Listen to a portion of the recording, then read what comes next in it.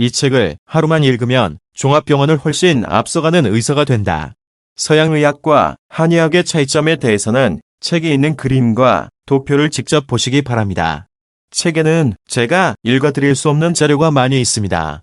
책을 직접 보시기 바랍니다. 서양의학과 한의학의 공통점을 말한다면 수많은 어려운 병 이름과 전문 용어를 만들어서 권위를 부리거나 신비로움을 자아내게 한다. 이런 것을 권위주의 학문 혹은 신비주의 학문이라고 한다. 한의학에 대해서 잠시 말한다면, 그리고 한의학을 비평하라고 한다면 한의학에는 태양, 태은, 소양, 소음, 음양오행 등등 일반인들은 이해하기 어려운 전문 용어들로 가득하다. 과학적인 설명은 거의 없고 권위적이고 신비스러운 전문 용어가 너무 많다. 이런 것을 신비주의 의학 혹은 권위주의 의학이라고 한다. 12경락과 365열짜리도 과학성이 전혀 없고 미신적이고 신비주의에 불과하다. 12경락과 365열짜리를 공부하려면 긴 세월과 많은 고생을 바쳐야 한다. 하지만 모두 허사이다. 1년은 12개월 365일이라는 위대한 우주와 자연의 신비를 모방한 것이 12경락 365열짜리인데, 인간의 체질과 건강의 비밀이 이 속에 있다고 선전하면서 중국 한나라에서 기원한 한의학이라고 한다. 그럴듯한 말처럼 들리지만 사실은 전혀 그런 것이 아니다. 12경락 365혈짜리는 자연도 아니고 과학도 아니다. 사람들끼리 만들어낸 하나의 형식이나 말장난에 불과하다. 생명의 원리나 병치료와 전혀 상관이 없는 것이다. 그렇다면 사계절과 동서남북을 이용하여 혹은 별자리를 이용하거나 밤낮과 24시간을 이용하여 경락과 혈자리는 왜 만들지 않았을까? 그리고 12달과 365일 속에는 인간만이 아니고 동물과 식물도 살고 있다. 그렇다면 동물과 식물들에 대해서는 왜 12경락과 365혈자리로 병치료를 하지 못하는가? 이와 같이 12경락과 365혈자리는 과학성이 전혀 없고 사람들이 꾸며낸 말장난에 불과하다. 12경락, 365혈자리는 전부 한문이나 한자로 되었고, 몇 가지 예를 들면 중환, 용천, 명치, 백회, 각손, 간사, 국빈, 구허 등등등 이렇게 365가지의 혈자리 명칭이다. 의술을 공부한 사람들이 자신을 일반인들과 차별화하고 신비롭고 권위 있게 보이기 위하여 꾸며낸 권위주의와 신비주의 학문이라고 해도 반론을 제기할 수 없다. 이런 사실을 최초로 비판한 사람은 자연정 혈류법을 공부한 사람들이다. 자연정 혈류법을 알고 나면 누구나 실감할 것이다. 허준과 동의보감은 그 시대 그 상황에서는 위대한 업적임은 분명하다. 하지만 현 시대에서 동의보감의 환경과 상황이 크게 변했다. 옛날 옛적에는 가마와 말을 타고 다니던 것이 최고의 교통수단이라고 하여 지금도 그렇게 할 것인가? 아직도 허준의 동의보감을 펼쳐놓고 병치료를 운운한다면 부족함이 많다. 허준이 살았던 수백 년 전에 비하면 식생활도 달라졌고 육체노동의 정도도 바뀌었고 환경도 변했고 약재도 농약과 중금 속으로 오염되고 약효도 떨어지는 수입산 약재가 범람하는 현실에서 아직도 동의보감에 적힌 대로 약을 처방한다는 것은 설득력이 약하다. 병을 치료하는 모든 비밀은 자연현상에 있다. 맑은 피가 잘 흐르게 하는 것이다. 맑은 피가 흐르지 아니하는 곳에는 그 어떤 병도 고칠 수 없다. 병 이름이 수만 가지라 해도 원인과 치료 방법은 단 하나, 혈액순환이다. 맑은 피가 잘 도느냐 아니냐에 따라서 병이 오기도 하고 물러가기도 한다. 모든 성인병은 물론이고 감기, 장티푸스, 사스, 코로나 등과 같은 모든 바이러스와 세균성 질병도 피가 잘 도는 사람에게는 이기지 못한다는 사실은 누구나 잘 알고 있다. 피가 잘 돈다고 할지라도 맑은 피가 아닌 오염된 피가 돈다면 이것은 피가 돌지 않는 것과 같다. 피가 오염되고 막지 못한 이유는 무엇인가? 콩팥이나 간의 기능이 나쁘기 때문이다. 콩팥 기능이나 간 기능이 나쁜 이유는 무엇인가? 콩팥이나 간 속에 피가 잘 돌지 않기 때문이다. 그 이유는 무엇인가? 콩팥이나 간 속에 쓰레기 같은 피, 즉 어혈이 많기 때문이다. 콩팥이나 간 속에 가득 찬 어혈을 밖으로 뽑아서 버리는 방법이 무엇인가? 그것은 오직 자연정 혈류법뿐이다. 알면 쉽지만 모르면 평생 모른다. 맑은 피가 잘 흐른다고 다 해결되는 것이 아니다. 피 속에는 충분한 영양소와 산소가 있어야 한다. 그렇다면 대장, 소장, 위장, 그리고 폐 기능이 건강해야 한다. 이 또한 자연적 혈류법으로 다 해결한다. 다음과 같은 일상치료법들의 공통점은 무엇일까? 피를 맑게 하고 혈순환이 잘 되게 모세혈관을 여는 것이다. 운동이 건강에 좋다는 이유는 몸속에 유지방을 태워서 혈순환을 촉진하는 것이다. 그러나 완전히 막혀버린 모세혈관은 열지 못한다. 평소에 열심히 운동생활을 하던 사람들이 어느 날 갑자기 심장마비나 뇌출혈로 사망하거나 암에 걸렸다는 뉴스를 우리는 많이 접하고 있다. 마사지나 지압이 건강에 좋다는 이유는 막힌 모세혈관을 풀어서 피가 잘 흐르게 한다. 그러나 완전히 막혀버린 모세혈관은 열지 못한다. 전신욕이나 반신욕이 건강에 좋다는 이유는 몸을 따뜻하게 하면 혈관이 확장되고 굳은 피가 부드러워져서 혈액순환이 잘 된다. 그러나 일시적인 효과뿐이다. 병 고치려고 수년 동안 거의 매일 사우나 한 증막을 이용한 사람이 이렇게 말했다. 목욕탕에 갖다 바친 돈이 집 한 채 값은 될 거예요. 많은 시간까지 뺏기면서 말입니다. 이런 것이 일시적인 효과는 있지만 완전히 막혀버린 모세혈관은 열지 못한다. 모세혈관에 쌓인 쓰레기 같은 어혈을 치울 수는 없다는 말이다. 침술이 병을 고치기도 한다는 이유는 침은 금속이다. 몸에는 모세혈관처럼 신경선이 빈틈없이 깔려있고 신경선에는 전기가 흐른다. 그곳을 금속 바늘로 찌르면 많은 신경선들끼리 누전과 합선의 원리에 의해 열이 발생한다. 열은 그 자리에 어혈을 녹여서 혈순환을 좋게 하여 통증을 사라지게 하거나 세균을 물리치기도 한다. 그러나 오랜 세월 동안 대규모로 막혀버린 모세혈관은 전혀 열지 못한다. 술을 알맞게 마시면 건강에 좋다고도 하는 이유는 일단 피를 잘 돌게 하기 때문이다. 그러나 완전히 막혀버린 모세혈관은 열지 못한다. 그리고 술이 체질에 맞지 않는 사람에게는 오히려 매우 해롭다는 사실을 꼭 기억해야 한다. 보약을 먹으면 건강에 좋다는 이유는 어혈을 풀고 피를 맑게 하여 혈순환을 좋게 한다. 그러나 막혀버린 모세혈관은 열지 못한다. 이 모든 치료법들이 작은 도움은 되지만 정답은 아니라고 주장하는 이유가 무엇이란 말인가? 몸속의 어혈은 집안의 쓰레기와 같다. 어혈을 밖으로 버리지 아니하면 결국 몸속에 남아있다. 마사지나 찜질 등으로 어혈을 풀어주기만 하는 것은 안방에 있던 쓰레기를 거실과 옆방으로 옮겨두는 것과 같다. 쓰레기 같은 어혈은 반드시 몸 밖으로 버리는 방법만이 확실한 정답이다. 거듭 말하여 몸속의 쓰레기, 어혈은 반드시 몸 밖으로 버리는 방법만이 정답이다. 단식, 소식, 다이어트가 몸에 좋다는 이유는 굶어도 못 살지만 너무 잘 먹어도 영양과잉으로 피가 잘 돌지 못한다. 자동차가 너무 많으면 도로가 막히는 것과 같다.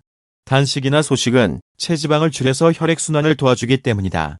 하지만 모세혈관을 막고 있는 찌든 어혈은 치우지 못한다. 이와 같은 모든 요법의 공통점은 피를 맑게 하고 혈순환이 잘 되게 하는 것이다.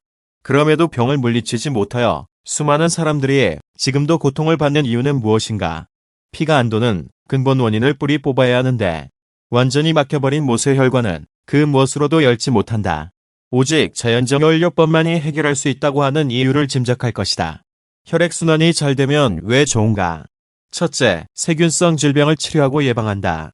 혈액순환이 잘 되면 풍부한 영양과 산소 공급으로 백혈구의 활동이 활발하여 온갖 세균을 물리치기 때문이다. 둘째, 인체의 고장이나 노화를 방지한다. 온몸 구석구석에 필요한 모든 것을 제때에 공급하기 때문이다. 혈순환이 빠르면 강한 전류와 에너지가 발생하여 신체의 활력이 넘친다. 발전기가 빨리 돌수록 강한 전류가 발생하는 것이나 태풍 속에서 큰 번개와 큰 천둥을 일으키는 것과 같다. 책에는 제가 읽어드릴 수 없는 자료가 많이 있습니다. 책을 직접 보시면 정말 좋습니다. 너무 당연하고 상식적인 말이지만 신체의 장기나 관절은 필요한 영양분과 산소를 공급받지 못하면 닳고 망가져서 고장이 난다. 싱싱했던 장기세포와 췌세포들도 피가 흐르지 못하면 시들고 망가지기 때문에 기미, 주근깨, 검버섯 등의 갖가지 피부 노화가 온다. 두통을 호소하는 사람도 머리에 피가 잘 흐르지 못하여 산소와 영양 공급이 안 되기 때문이다. 머리가 빠지고 하얗게 변하는 것도, 뇌졸중이나 중풍과 치매가 오는 것도, 기억력 둔화나 상실증도 모두 머리에 피가 잘 돌지 않기 때문이다.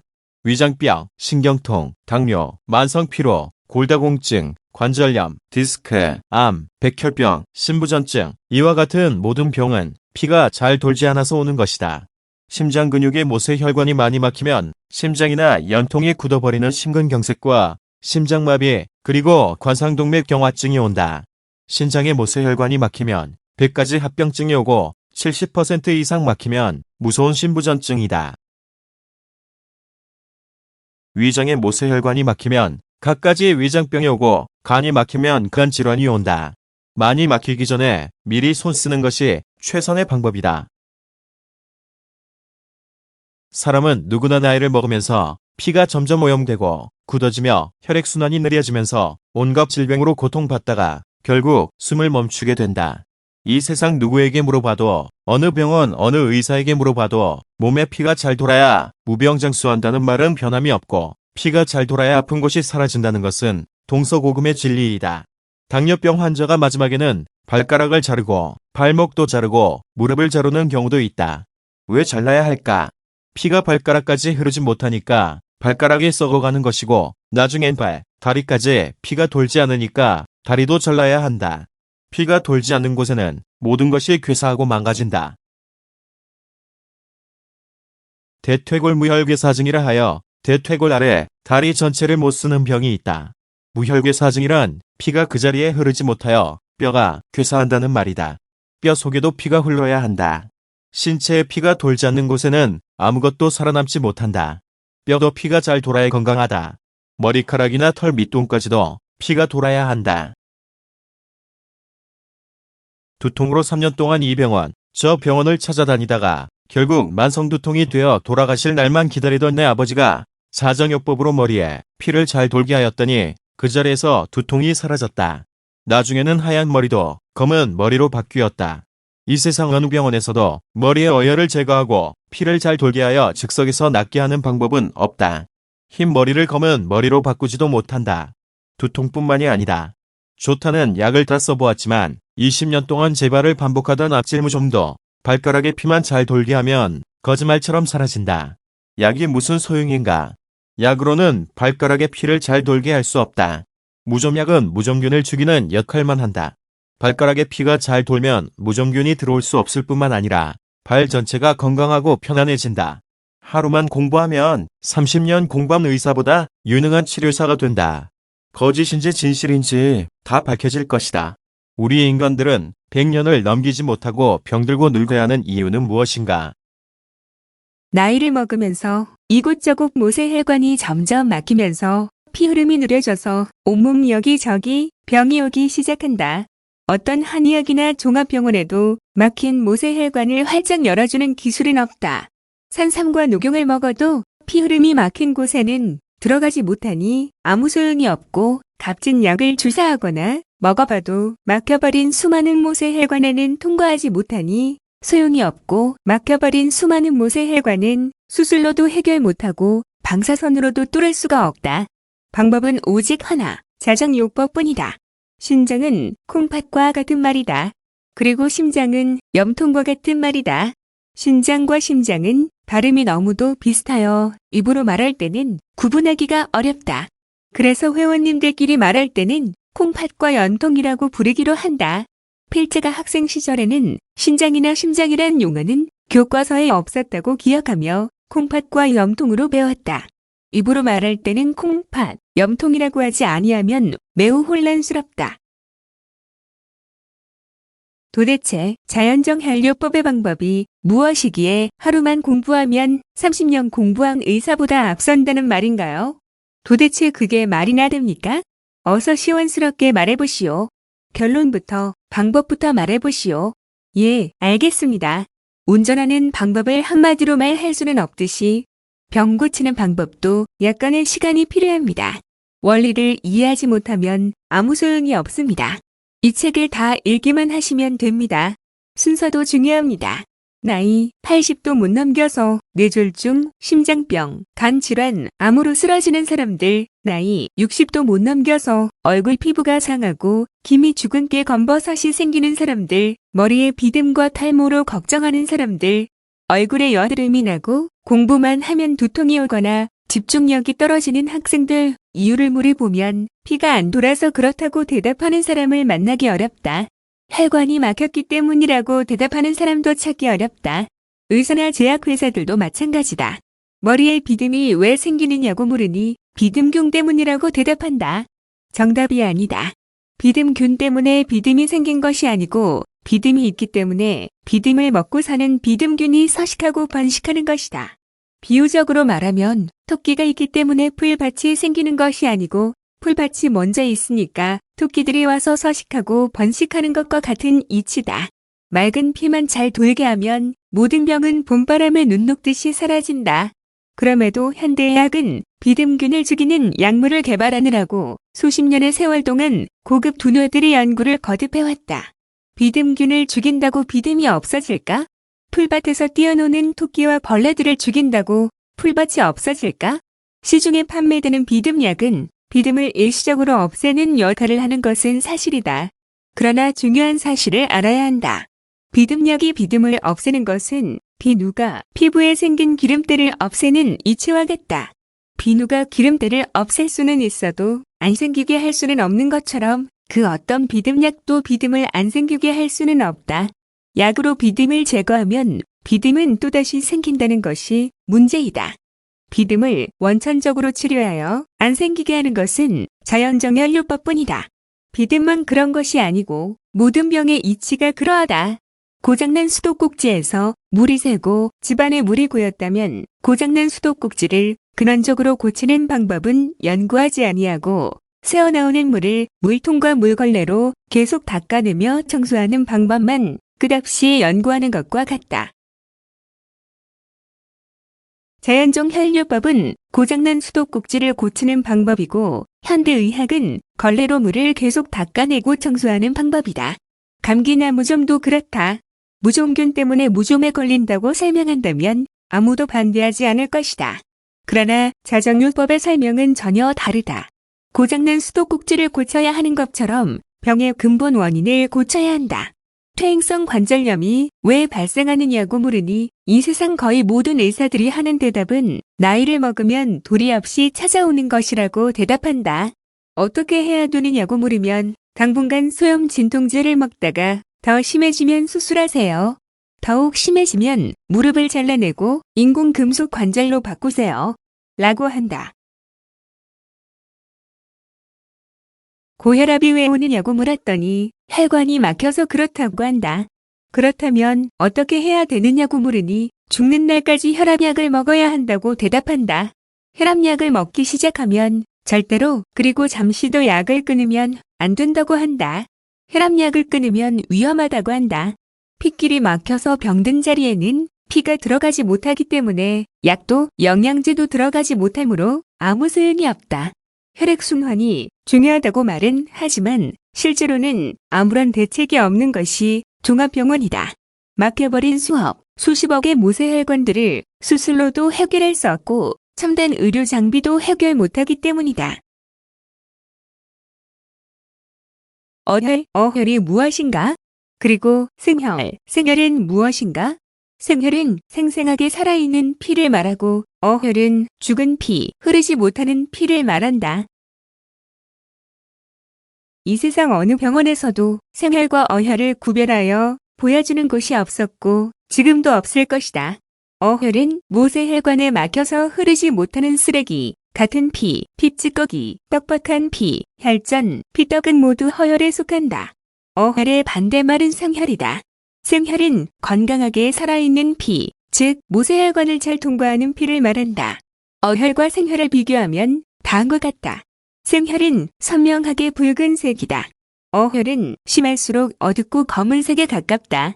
생혈은 몸속에서 물처럼 출렁거리며 모세혈관에도 잘 흐른다. 몸 밖으로 나와도 엉키지 않고 끈적거림이 없다. 어혈은 몸속에서 엿물처럼 끈적끈적하고 뻑뻑하여 잘 흐르지를 못하거나 완전히 멈춘 상태에 있다.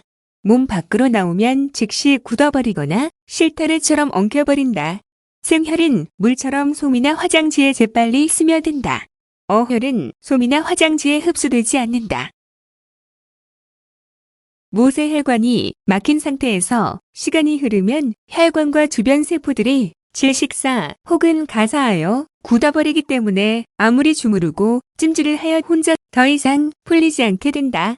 이렇게 막혀버린 모세혈관의 수가 점점 불어나면 동맥을 흐르는 혈액의 속도도 점점 느려지고 고혈압과 함께 곳곳에서 병이 생겨나기 시작한다.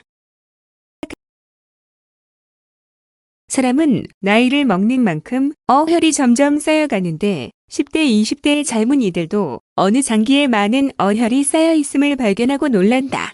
나이를 먹을수록 몸 전체에 많은 어혈이 있는데 젊은 사람이 어떤 원인에 의하여 노인만큼의 어혈을 가진 경우도 많다. 젊은 나이에 허약하거나 병을 앓는다면 바로 그 때문이다. 10대의 학생이 여드름이 돋고 피부와 얼굴색이 나쁘거나 공부에 집중력이 떨어져서 학업 성적이 느리거나 공연히 짜증을 잘 부리고 식욕이 없고 소화가 잘 안 되거나 피로를 잘 느낀다면 그 이유는 위장이나 신장에 쌓인 어혈 때문이다. 머리에 어혈이 많이 쌓이면 온갖 형태의 두통, 각종 눈병, 시력함퇴, 백내장, 녹내장, 실명, 바람에 눈물 흘리는 증세 등이 나타나고 나아가서는 뇌졸중, 중풍, 치매로 이어지게 된다. 학생이라면 집중력이 떨어지고 기억력이 나빠져서 학업에 방해를 받는다. 중추신경의 둔화로 운동이 둔해지며 팔다리가 떨리거나 다른 이상이 발생하기도 한다. 이외에도 갖가지 이상 현상이 신체에서 일어난다. 책 속에 나오는 여러 가지 주요 장기들의 모습과 위치에 대한 사진과 그림들에 대해서는 말로는 보여드릴 수가 없고 읽어드릴 수도 없으니 직접 책을 보시기 바랍니다. 사진, 그림과 함께 상세한 설명도 있습니다. 신장 속에도 수많은 모세혈관이 있다. 신장과 그 주변에 어혈이 쌓이면 신장으로 피가 돌지 못하여 신장이 제 기능을 다하지 못한다. 따라서 혈액 속의 온갖 불순물들을 소변으로 내보내지 못함으로 인하여 불순물들은 피 속에 남아서 돌다가 결국은 온 몸의 구석구석 모세혈관에 걸려서 어혈이 더욱 불어난다. 하수구나 개천도 쓰레기가 한번 걸린 곳에는 더 많은 쓰레기가 걸려서 불어나는 이치와 같다.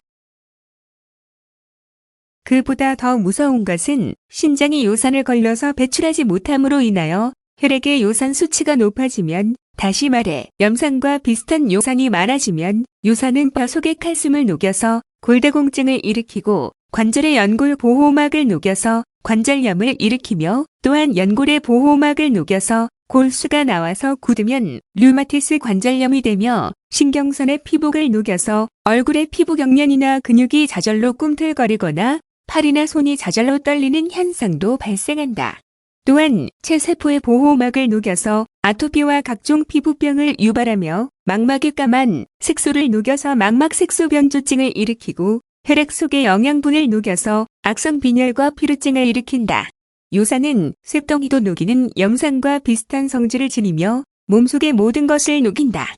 머리카락이 노랗게 변하고 가늘어지는 것도 요산 때문이다. 신장이 나빠지면 간이 덩달아 나빠지고 간이 나빠지면 온갖 첩병증이 발생한다. 또한 요산은 혈관의 내피를 녹이거나 손상시켜 각종 혈관 질환을 일으키고 특히 심장이나 콩팥의 동맥혈관에 병적으로 자리잡은 어혈덩어리가 골마서 터지면 어혈덩어리가 한꺼번에 번지면서 수많은 모세혈관들을 한꺼번에 막아버리면 이때 갑자기 심장이나 콩팥에 큰 병을 일으키거나 갑자기 사망한다. 특히 심동맥, 즉 심장의 관상동맥에 어혈덩어리가 터지면 심장의 모세혈관이 일시적으로 대량으로 막히면서 심장마비를 일으키고 콩팥 동맥에 어혈덩어리가 터지면 콩팥의 모세혈관이 한꺼번에 막히면서 급성 심부전증이 올 수도 있다. 요산은 화학 반응으로 담석도 만들고 피를 순두부처럼 응고시키는 역할도 한다. 인체의 신경선은 마치 전선처럼 여러 가지를 전달하는 기능을 동시에 한다. 전선을 통하여 전기, 소리, 동영상, 문자 등의 전달과 신용카드 결제도 되듯이 신경선을 통하여 체세포의 통증이나 갖가지 느낌이 두뇌로 전달되기도 하고 두뇌의 명령을 근육이나 장기로 전달하기도 한다. 신경선의 피복이 벗겨지면 전선의 피복이 벗겨져서 누전이나 합선이 발생하는 것처럼 신체에서 갖가지 이상 현상이 나타난다. 심하면 신경마비, 전신마비가 온다. 이와 같이 신장과 그 주변에 어혈이 쌓이면 신장 기능이 저하되어 갖가지 질병을 유발한다고 설명을 했는데, 물론 신장에 쌓인 어혈 외에도 또 다른 어혈이 원인이 될 수도 있다. 예를 들어 허벅지 다리에 어혈이 많아도 무릎 관절에 나쁜 영향을 미칠 수 있고, 무릎 관절과 주변에 어혈이 쌓여도 무릎 관절에 병을 일으킬 수 있다. 신체는 유기체요, 조직체이기 때문이다. 이 점을 항상 기억해야 한다. 예를 들면 얼굴색이 곱지 못하거나 여드름, 기미, 주근깨가 발생하는 원인은 얼굴 피부에 어혈이 쌓였기 때문이라고 말했을 때 이 말이 틀린 말이 아니다. 그렇지만 얼굴 피부에 쌓인 어혈뿐만이 아니라 위장이나 신장, 간장, 심장에 쌓인 어혈도 얼굴 피부를 나쁘게 만드는 원인이 되는 것이다. 탈모 증세를 예로 들 수도 있다. 머리 피부에 혈순환이 안 되는 것이 1차 원인이지만 머리 전체에 막힌 어혈과 신장, 간장, 위장에 쌓인 어혈 때문이기도 하다.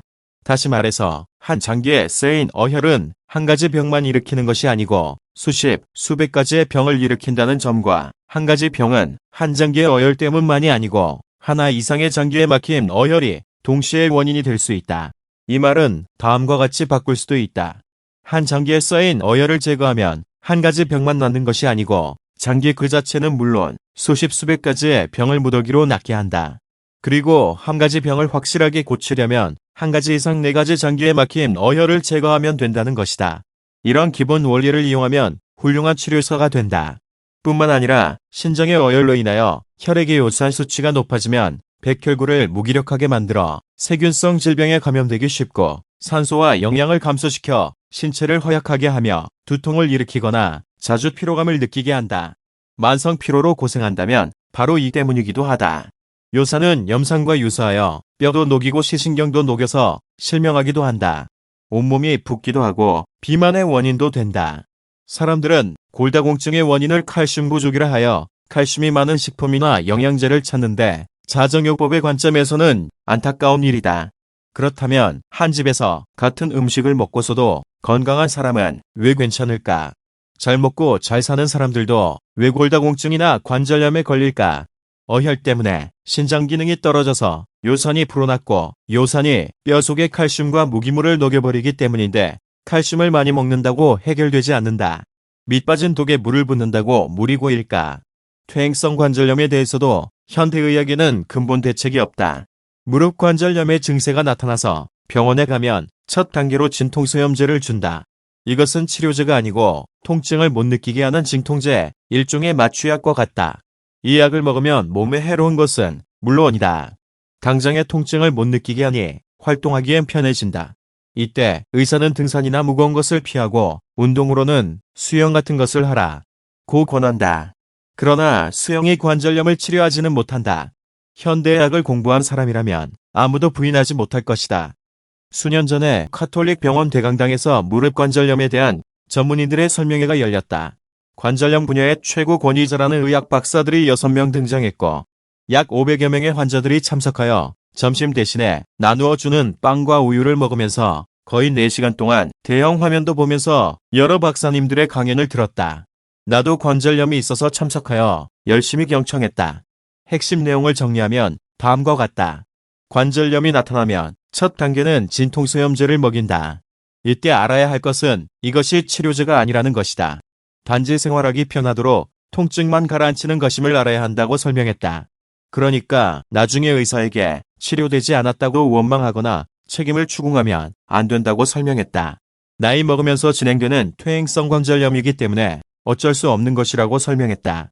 그 다음은 무릎의 뼈와 뼈 사이에 완충작용을 하는 연골이 점점 닳아 없어지면 뼈끼리 부딪혀서 더욱 심한 통증이 오게 되고, 심한 경우에는 뼈끼리의 마찰로 인하여 뼈가루가 발생하면 통증이 너무 심하여 다리를 못 쓰는 단계에 이르고, 결국 수술로서 뼈가루를 제거하고 인공연골을 삽입한다. 인공연골은 약 2년 정도 지나면 교체하는 수술을 해야 한다. 그것이 싫다면 무릎을 잘라내고 아예 인공금속 관절로 대체하는 방법도 있다는 것이다. 생각만 해도 무서웠다.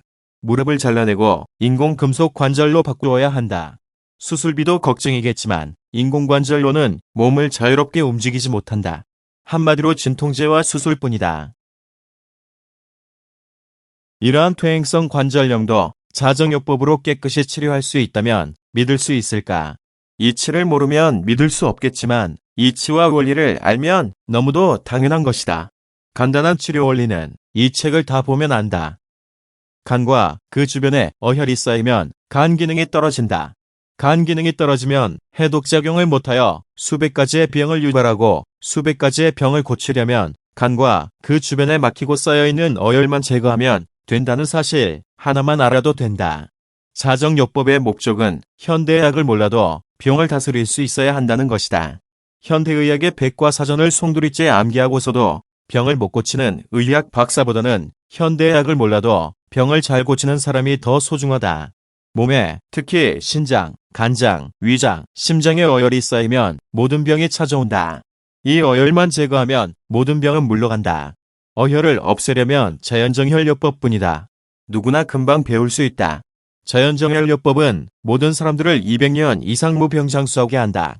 이치적으로 본다면 1000년 이상 영원히 살 수 있다. 지구에서 물과 공기의 흐름만 유지된다면 지상의 생물들이 대를 이어 수백만 년, 수천만 년을 살 수 있음과 같다. 혈액순환만 잘 유지되면 체세포들이 대를 이어 천년만 년을 살 것이며 체세포들이 건강한 동안에는 인체도 건강하다. 어혈을 제거하는 기술과 실행이 필요할 뿐이다. 위장에 어혈이 쌓이고 막히면 갖가지 위장병을 일으킨다. 현대의학은 위장병 하나도 제대로 치료하지 못한다. 그 증거로 만성 위장염, 신경성 위장염이라는 병 이름이 있다. 의사들이 아무리 치료를 해도 안 되니까 그건 만성이기 때문에 안 된다. 그건 신경성이기 때문에 치료가 안 된다. 고 말해버린다. 관절염도 그렇다. 현대의학으로는 치료가 불가능하기 때문에 퇴행성이라는 말을 붙여서 퇴행성 관절염이기 때문에 진통제나 수술 외에는 대책이 없다는 것이다. 골다공증, 만성두통, 신경성 두통, 거의 모든 병에 대하여 진통제와 항생제를 사용한다. 칼슘이나 인슐린 등의 영양제도 사용한다. 항생제 남용은 위장, 심장, 콩팥 등의 장기를 병들게 하고 합병증을 불러온다는 사실은 국내외 거의 모든 방송에 보도된 이야기이다. 현대의학이 왜 그럴 수밖에 없는지에 대해서는 좀 더 전문적이고 상세한 설명이 필요하겠지만 우리가 평소에 보고 듣는 상식만으로도 알 수 있다. 현대의학은 병을 치료해주는 척 흉내만 내고 환자로부터 돈을 빼앗아가는 것이라고 의사들 스스로도 말한다. 그 대표적 인물이 앞에서 말했던 일본의 하루야 마시게오다. 야마토시에서 260여 개의 병실을 가진 전원후생병원을 운영하고 있다. 병원에서 사용하는 MRI 기계 한 대의 가격이 수십억 원인데 수십억 원의 본전을 뽑으려면 어떻게 해야 할까? 100명을 상대로 MRI를 촬영하면 적어도 99명은 아무런 이상이 없는 것으로 나온다. 이상이 없는 것이 아니고 병의 원인과 이유를 찾아내지 못하는 것이다. 수십억 원짜리 기계의 비용은 결국 환자가 부담해야 한다. 의사가 되기 위해서는 6년 이상 10년 정도 머리 싸매고 공부해서 의사 국가고시 시험에 통과해야 의사 면허증을 받을 수 있다. 그 비용과 그 세월과 그 고생을 결국 누가 보상해 주어야 할까? 환자들이 해야 한다. 당신이 그렇게 해서 의사가 되었다면 환자들에게 무료 봉사하는 마음으로 진료할 수 있을까? 당신이 그런 의사라면 환자 여러분, 이제부터는 집에서 자연정혈요법으로 스스로 병을 고치면 됩니다. 의사는 필요 없습니다. 라고 외칠 수 있을까? 내가 고쳐주었던 여동생의 어깨 통증, 그 때문에 병원에 갔더니 먼저 소변 검사를 해도 이상이 없고 다음엔 혈액 검사를 해도 아무런 이상을 찾지 못했다. 이쯤에서 의사가 환자에게 당신은 아무런 이상이 없으니 집으로 돌아가시오.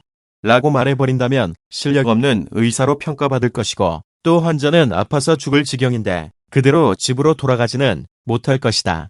결국 환자도 비싼 MRI나 CT 촬영을 하여 무슨 병인지 밝혀달라고 할 것이고 의사도 그러기를 당연히 원할 것이다. 수십억짜리 첨단 기계 MRI 촬영을 하여도 이상이 없으니 환자도 의사도 더 이상 할 말이 없다. 의사는 아무 이상이 없다고 하면서도 진통제약을 처방해 주었다. 그로부터 5년 동안 온갖 몸부림으로 보약, 침술, 온열치료, 물리치료, 적외선 치료, 찜질 다 동원했다. 특히 딸아이가 날마다 엄마의 어깨를 주물러 주느라고 고생이 많았다고 한다. 그러다가 설명절에 증가해 왔다가 오빠가 자연정혈요법으로 너무도 간단히 치유하게 된 것이다.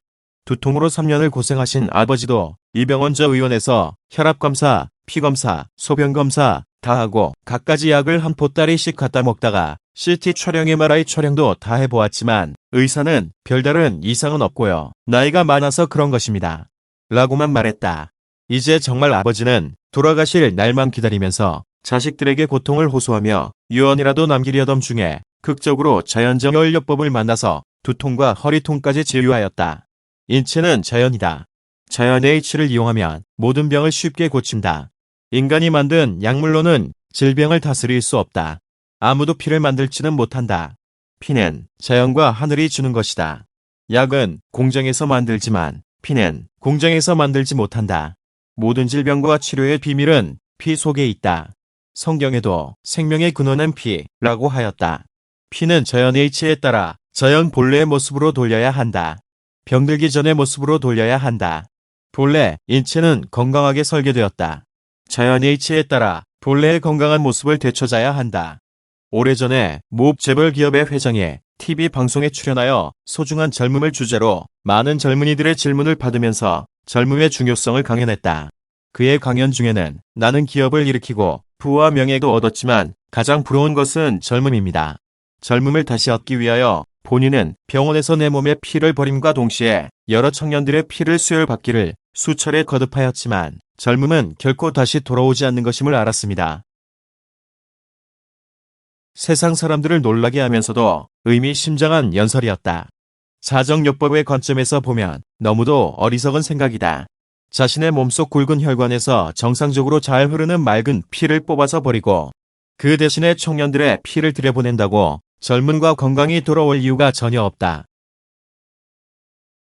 이토록 허황된 짓을 병원이 왜 했을까? 그 회장님이 그때 자연정혈요법을 알았더라면 소원을 성취했을 것이다. 몸속에서 70여 년 동안 쌓였던 쓰레기 어혈을 제거했더라면 그 자리에 새로 만들어진 맑은 피가 다시 흘러 젊음을 되찾고 더욱 무병장수하였을 것이다. 노인의 피나 청년의 피나 아무런 차이가 없다. 성분 분석을 해도 아무런 차이가 없다. 그럼에도 노인의 기력이 더 떨어지는 이유는 청년보다 어혈이 더 많기 때문이며 모세혈관이 더 많이 막혀서 피가 제대로 돌지 못할 뿐만 아니라 어혈이 많은 만큼 생혈의 양이 적기 때문이다. 어혈만 청소하면 청년처럼 건강해진다. 어혈은 쓰레기와 같다. 몸속의 어혈은 집안의 쓰레기와 같다. 몸속 어혈과 집안 쓰레기의 공통점은 다음과 같다. 1. 시간이 지나면 점점 불어난다. 2. 쓰레기는 주인을 괴롭히고 어혈도 주인을 괴롭히고 못살게 한다. 3. 쓰레기와 어혈을 치우는 방법은 단 하나, 밖으로 내다버려야 한다. 4. 안방에 쓰레기가 많으면 안방 주인이 가장 괴롭고 머리에 어혈이 많으면 머리가 가장 괴롭고 어깨에 어혈이 많으면 어깨가 가장 괴롭다. 거실이나 출입문에 쓰레기가 많으면 집안 식구 전체가 불쾌하고 괴로운 것과 같이 간이나 콩팥에 어혈이 많으면 몸 전체가 괴롭고 고통스럽다. 쓰레기와 어혈은 내다버리는 것이 최선의 방법이다.